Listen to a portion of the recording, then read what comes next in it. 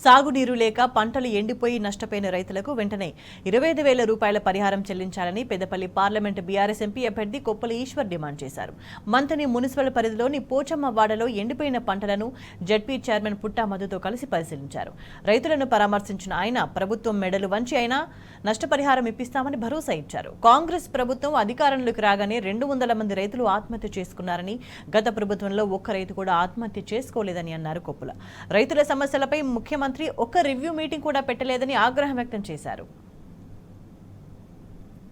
మంత్రి ఇప్పటివరకు ఒక మీటింగ్ పెట్టిందా?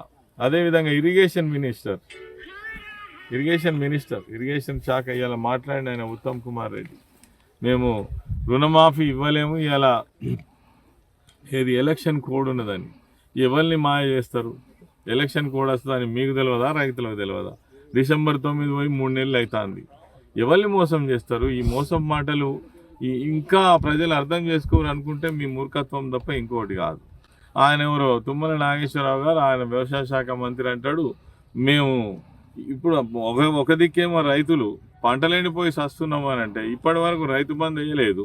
రైతు పంటలు వేసిన వాళ్ళకే ఇస్తాం. అరే వేసిన పంటల వాళ్ళకి దిక్కు లేదు, 2 ఎకరాలకు 3 ఎకరాలకు దిక్కు లేదు, అది కూడా మొత్తం వేసినాం అంటున్నారు. ఎక్కడ ఏమి లేదు. రైతులను అడిగితే తెలియదా నిజమైన పరిస్థితి? అడుగుతేనేమో చెప్పువాటి కొడతామని మాట్లాడబడుతుంది. ఇక్కడనే చెప్తున్నాడు 78 టీఎంసీల నీళ్ళు ఉన్నాయా? కావాల్సింది 48, ఇంకా 20 టీఎంసీల నీళ్ళు ఎక్కువ ఉన్నాయి, మీరు పంటలు వేసుకోమని బాజాబ్తా చెప్తిరి.